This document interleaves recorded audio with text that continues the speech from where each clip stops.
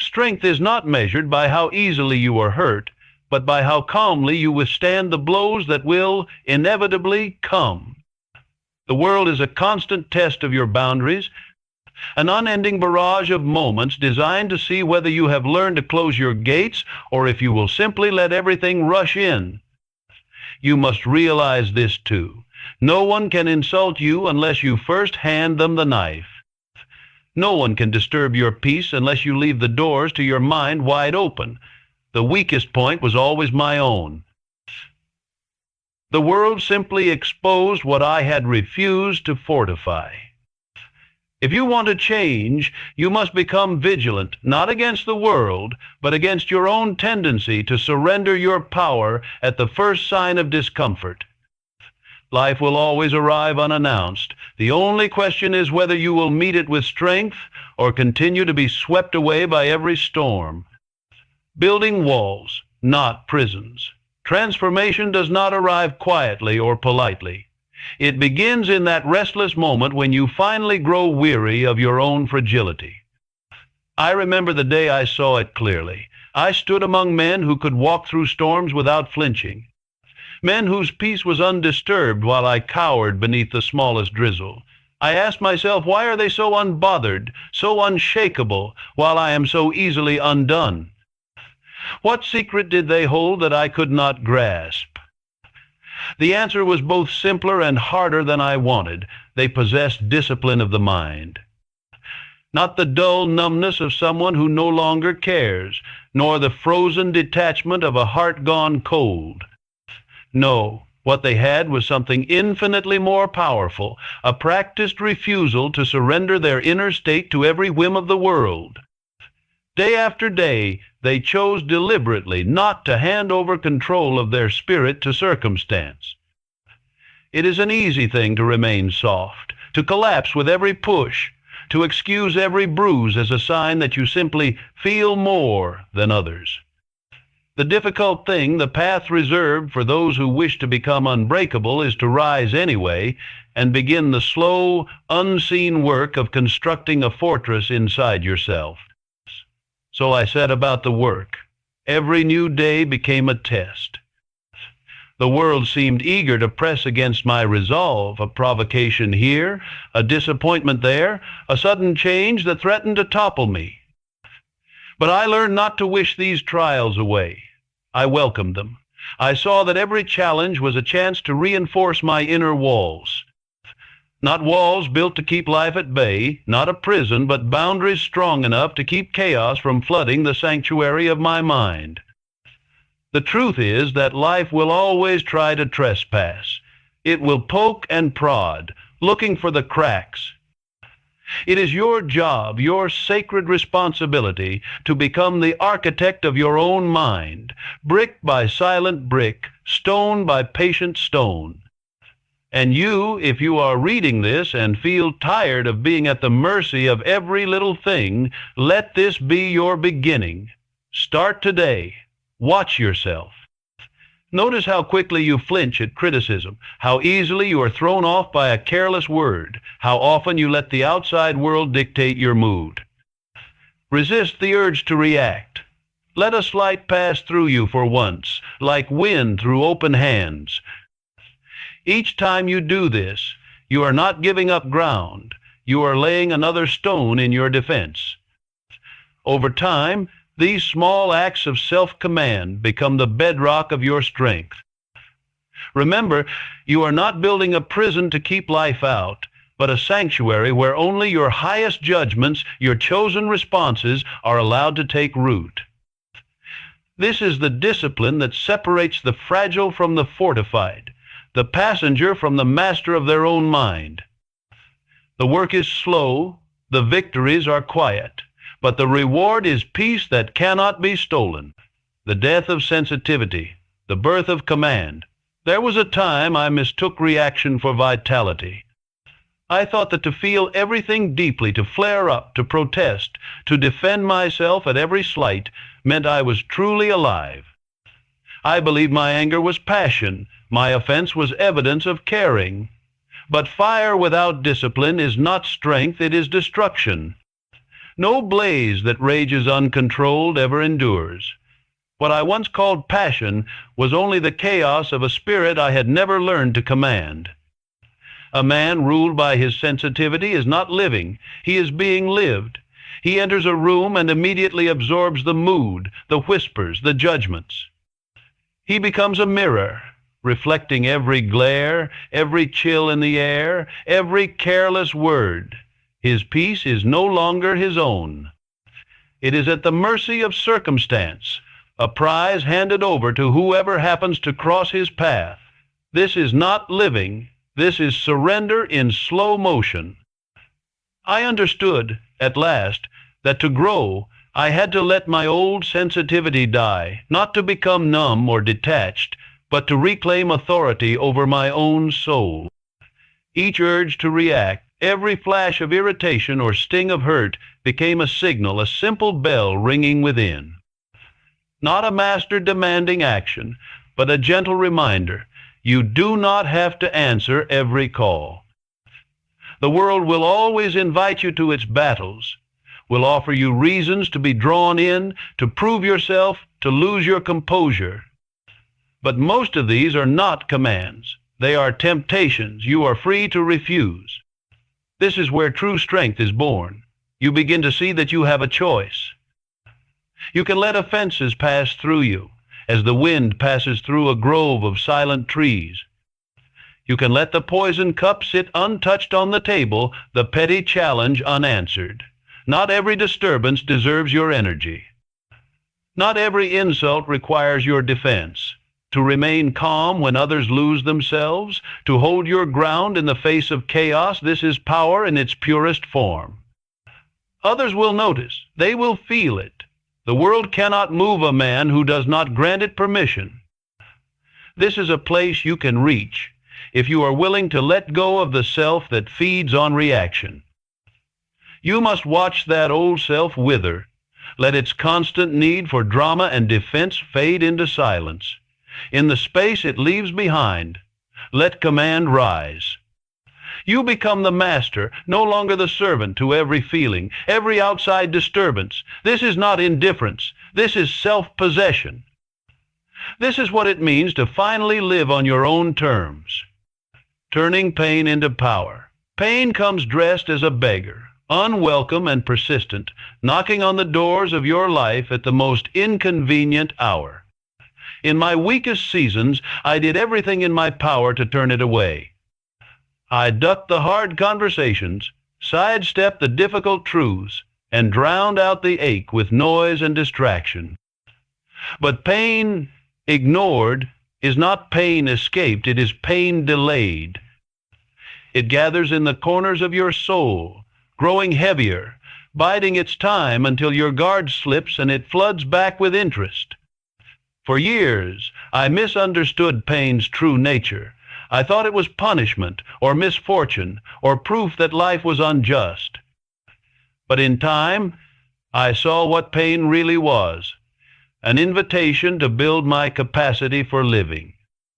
Every sting of embarrassment, every disappointment, every ache of regret, they were not punishments, but opportunities.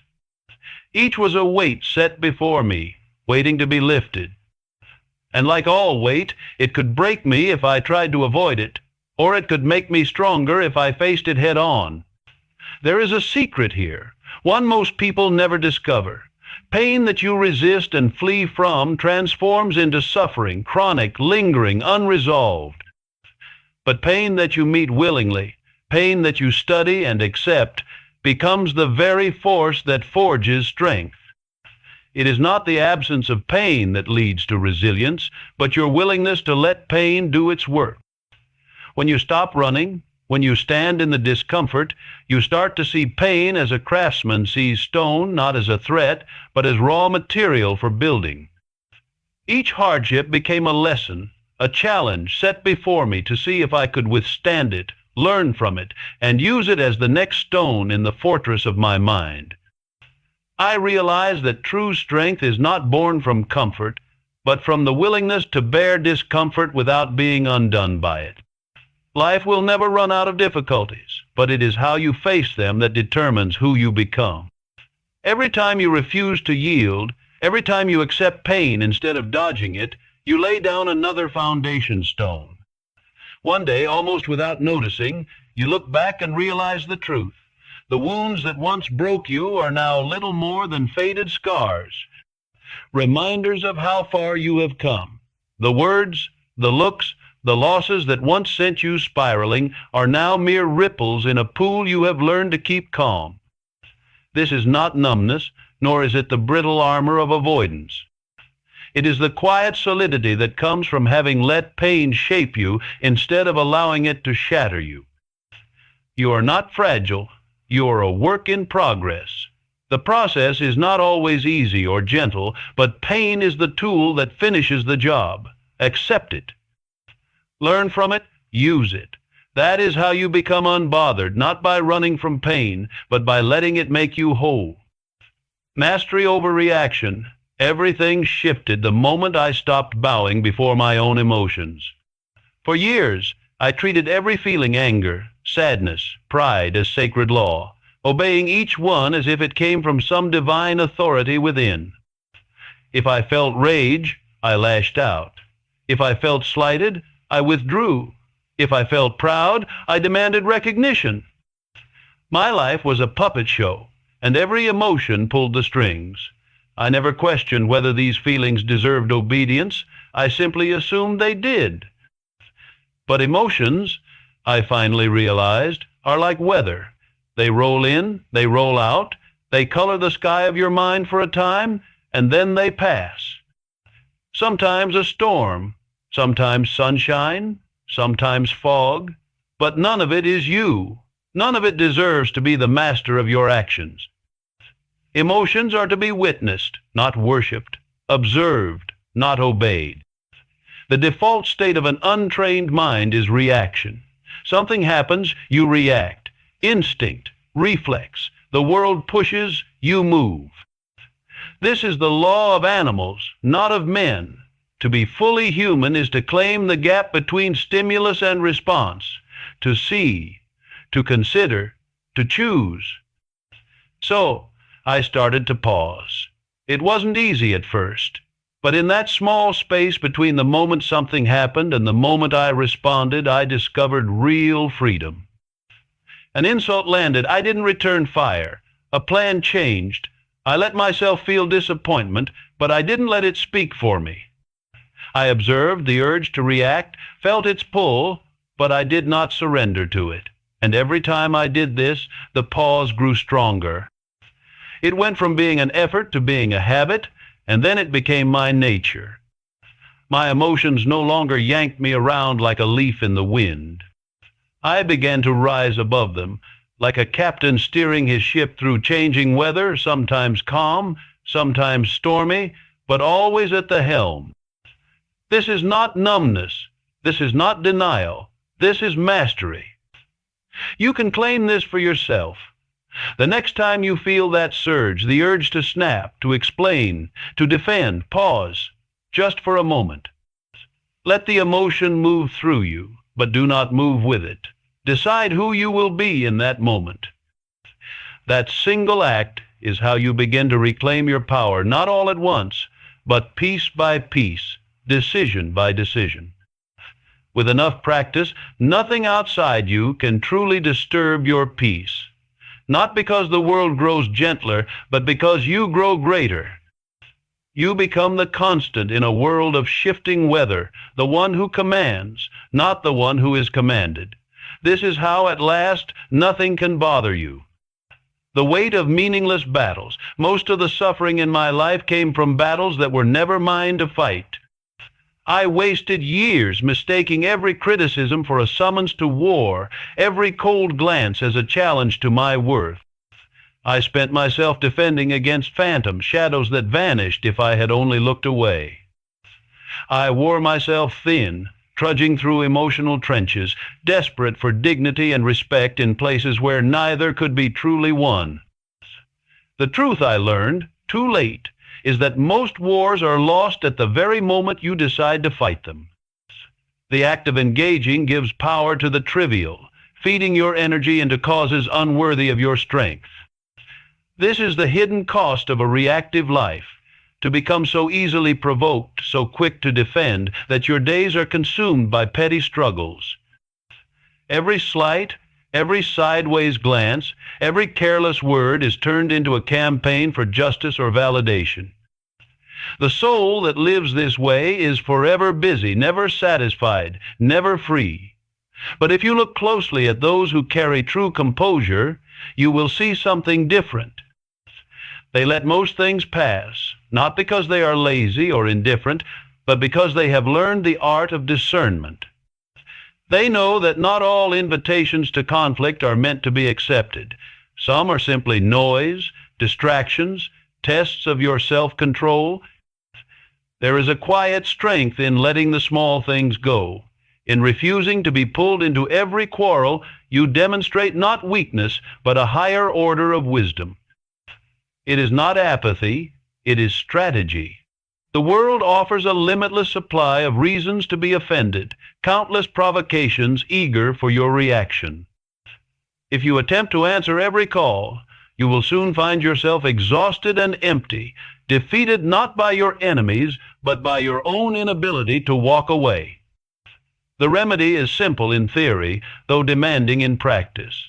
Ask yourself before every engagement, is this worthy of my energy? Does fighting this battle serve my higher purpose, or does it pull me away from the life I want to build? Most conflicts, you will find, are beneath your attention. Decline them, and you grow stronger. Your energy, conserved and focused, begins to build instead of being endlessly depleted. Let others misunderstand your calm.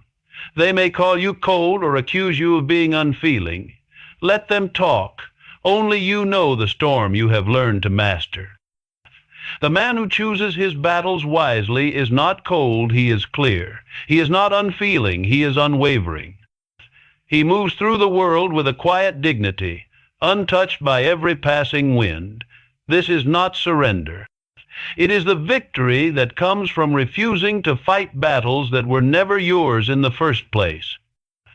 The discipline of indifference is often misunderstood. It is not the cold absence of feeling, nor is it a refusal to care about anything at all. Real indifference is a disciplined art, the deliberate act of caring only about what truly matters. For too long, I handed out pieces of my soul without thought, letting every small slight, every shift in someone's mood, every trivial event claim my attention. It left me drained, scattered, a servant to things unworthy of my energy. I had to teach myself a new way. Not every moment deserves a reaction. Not every person deserves space in your thoughts. When you allow the world to dictate your emotions, you become a marionette, pulled this way and that by forces outside your control. The real shift happens when you fully step back and become the observer rather than the actor. At first, you simply watch the play. Soon, you become its critic. In time, you become the director, choosing which scenes are worth your performance and which are best left alone. I learned to greet irritation with silence. When confronted by rudeness, I answered with nothing more than a steady gaze. Disappointment became routine, a part of the day's labor, not a wound. This is not suppression. This is not numbing yourself to life. It is simply learning to prioritize. I still felt anger, still knew sadness, still tasted pride. But I no longer allowed these passing moods to govern my actions or steer my life off course. It requires discipline to stay unmoved while the world spins wildly around you. People will try to pull you into their storms, to make you actors in their endless dramas. The true test is to hold your center, to refuse the invitation, to let their chaos pass by without disturbing your inner order. Indifference, when practiced wisely, is not passivity. It is the quiet strength of a mind that refuses to be conquered by every passing disturbance. You are capable of this discipline. It starts with a single, conscious decision. I will no longer exchange my peace for the world's distractions. I will no longer let the unimportant occupy space in my thoughts. Guard your inner world as you would guard the most precious treasure. Indifference, when rightly applied, is not the end of feeling. It is the foundation of real freedom. Only then do you discover how powerful and how peaceful life can become. The mirror of the mind. At my lowest point, I looked outward for someone to blame. The world felt hostile, a collection of adversaries determined to wound me, to keep me small. Every slight became a personal attack, every failure a conspiracy, every disappointment a proof that life was against me. But there comes a night in every life when you run out of excuses. Alone, facing the harsh silence of your own room, you meet the only face you cannot escape. I stared into the mirror, and the truth finally arrived, cold and unyielding. My greatest enemy had always been staring back at me. I saw the architect of my suffering in that reflection. Not the world, not fate, not other people, me. The mind, when left ungoverned, is a traitor. It invents enemies out of shadows, sows suspicion where there is only silence, and turns every kindness into a potential threat. It is a restless saboteur, fabricating fresh reasons to be agitated, offended, and restless. The external world provides only the spark. The mind gathers the fuel and sets it ablaze. It was a revelation as dark as it was freeing. I was both the cause and the solution to my own unrest. If I could create so much pain with my own unchecked thoughts, then I must also possess the power to end it. I could not change the world, but I could rule the domain within. From that moment, I became the gatekeeper of my own mind. When negativity approached, I did not let it stroll in unchallenged. I stood watch, interrogating every thought that sought entry. If anxiety came whispering, I asked for proof. If resentment knocked, I asked for its credentials. Time and again, my mind faltered under questioning. Most of its fears and complaints melted away when held up to the light of reason. You must do the same. Become the strict steward of your thoughts.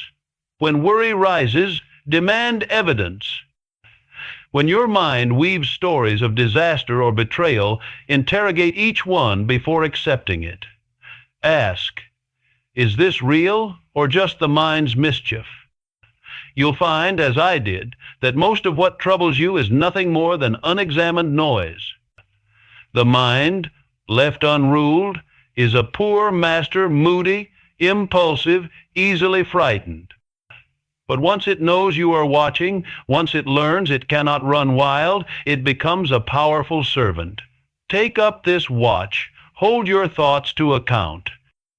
That is how you end the tyranny of your own unrest and become the sovereign of your own peace. Rituals of inner strength. Strength is not forged in the fires of crisis as so many believe. It is built quietly, in the unnoticed hours, in the silent rituals repeated when no one else is around. When I made the decision to become unbothered, I learned quickly that it wasn't a matter of willpower in the moment or a single epiphany. It was a discipline, an ongoing practice that demanded consistency. The world does not reward wishes or declarations. It bends to those who act with unwavering intention. Each morning, I perform simple acts not for the sake of appearances, but as a statement of authority over myself. I made my bed, not for order's sake, but to establish command over my environment. I walked in the early hours, letting the quiet sharpen my awareness and bring my mind under control before the noise of the day began. I practiced holding back my immediate reactions, even when irritation flared hot beneath my skin. These daily rituals became the framework of my inner fortress, a structure rising, brick by deliberate brick. Most people wait for disaster to reveal their character. They hope they'll be strong when life demands it, never realizing that strength is not conjured out of thin air. I chose to train for adversity in advance. I denied myself small indulgences, not out of asceticism, but to practice discipline. I sought discomfort intentionally, using every challenge as a lesson in patience. Through this, I taught myself to endure, to adapt, and to respond rather than react when true storms broke over me.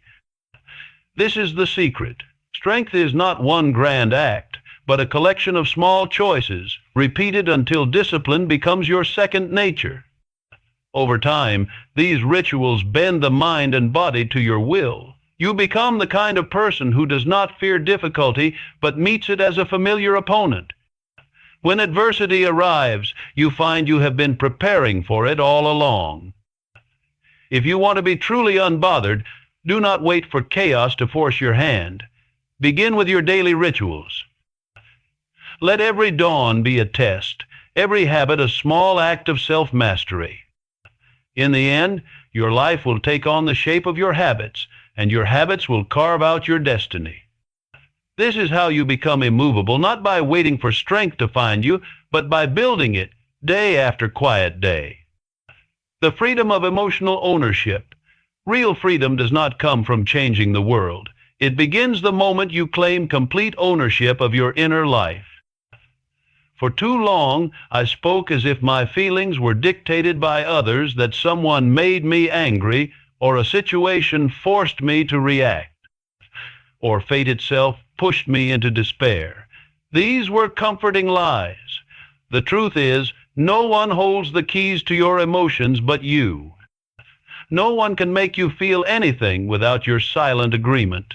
The chains that bind your peace are always forged within your own mind. Taking ownership is the death of all excuses. It's the moment you stop pointing fingers outward and admit, with a bitter clarity, that your state of mind is your responsibility alone. At first, this realization stings. It leaves you exposed, no more places to hide, no more names to blame. But hidden within that discomfort is a profound liberation. For if you are the source of your unrest, then you also possess the power to end it. I began to interrogate my own reactions. Whenever I felt disturbed, I paused and asked, what part of me is allowing this in? What am I holding on to that makes this wound so deep? What expectation did I construct that reality refused to honor? Over time, I saw the pattern clearly. Disturbance is born in the space between what I expect and what actually is. The greater the gap, the sharper the pain. Close the gap with acceptance, and peace returns quietly and surely. You must become the ruler of your own mind. Guard the entrance to your inner world as a king guards the gates of his city. Let nothing take root unless you have examined it. Challenge every emotion that seeks to settle in your heart. If it strengthens you, allow it to stay. If it saps your power or clouds your clarity, dismiss it without regret. This is the essence of true freedom, to govern your internal state, no matter what storms rage outside. The world will always press in, always present its challenges and its provocations. But only you decide what is allowed to enter and take root. Build your inner walls strong with ownership, and you will find that nothing, absolutely nothing, can bother you unless you grant it permission. The unbotherable mind. There is a moment, a subtle turning point, when you realize the world around you remains unchanged. The noise is still there. The daily tests, the petty provocations, the unexpected chaos, they all persist, just as they always have. But something within you has shifted.